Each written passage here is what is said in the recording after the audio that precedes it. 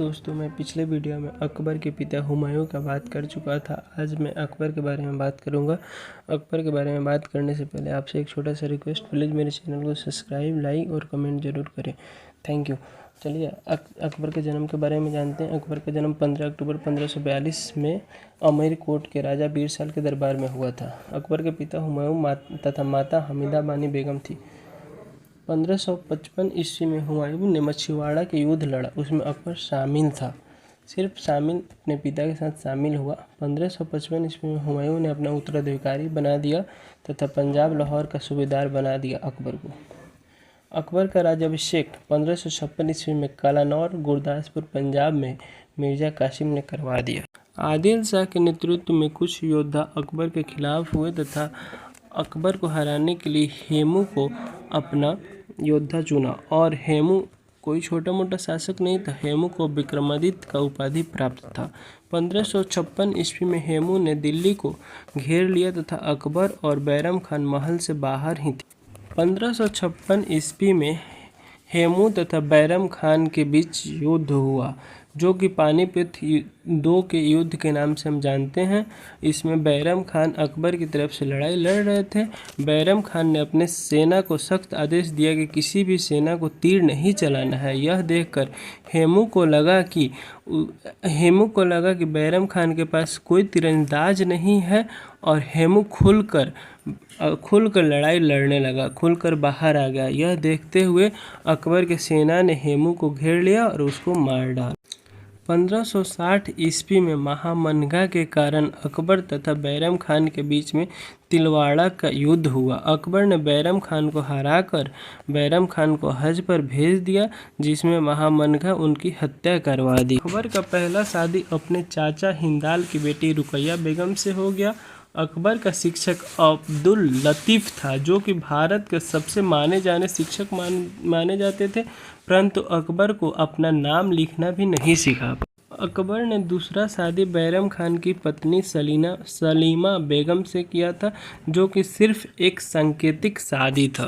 1562 ईस्वी में अकबर ने जोधाबाई से अपनी तीसरी शादी किया था। इसके साथ ही दास प्रथा का समाप्त कर दिया। 1563 ईस्वी में तीर्थकर कर समाप्त कर दिया और 1564 ईस्वी में जजिया कर समाप्त कर दिया, जो कि गैर मुस्लिम को ये कर लगता था। 1571 ईस्वी में अकबर ने फतेहपुर सीकरी की स्थापना किया तथा इसको अपना राजधानी बनाया। 1582 ईस्वी में दीन-ए-इलाही धर्म की शुरुआत की। अकबर का मानना था कि सभी धर्म को मिलाकर एक नया धर्म बनाया जाए। इस धर्म को सबसे पहले एक हिंदू बीरबल स्वीकार किए थे और इस धर्म का धर्मगुरु अबुल फजल था।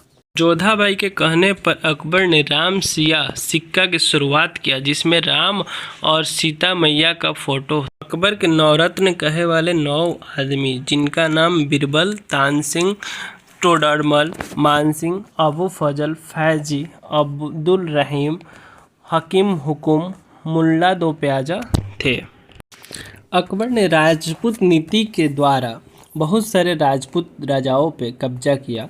इसमें अकबर ने राजपूत राजा को चारों तरफ से घेर कर बोलता था कि हम और आप दोस्त हैं, आपका ज़मीन मेरा है, परंतु टैक्स आप ही वसूलिएगा और मेरे युद्ध में आप हमेशा मेरा साथ दीजिएगा। तथा इसी के साथ सिक्का अकबर का ही चलता था, उस राजा का नहीं। अकबर खुद को सम्राट और बादशाह कहता था। अकबर ने सबसे पहले ग्वालियर पर 1559 ईस्वी में आक्रमण किया। ये स्वतंत्र शासक के रूप में अकबर का पहला युद्ध था। 1560 ईस्वी में अकबर ने जैनपुर को जीता। 1561 ईस्वी में इसने फिर से चुनार जीत लिया। 1561 ईस्वी में ही चुनार से लौटते वक्त मालवा को जीत लिया। 1562 ईस्वी में आमेर पर आक्रमण किया। आमेर का राजा भारमल थे। ये कछवाहा राजपूत वंश के थे।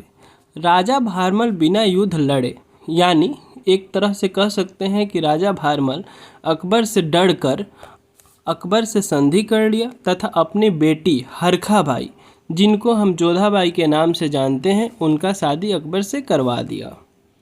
गोंडवाना के राजा संग्राम सिंह की विधवा दुर्गावती थी।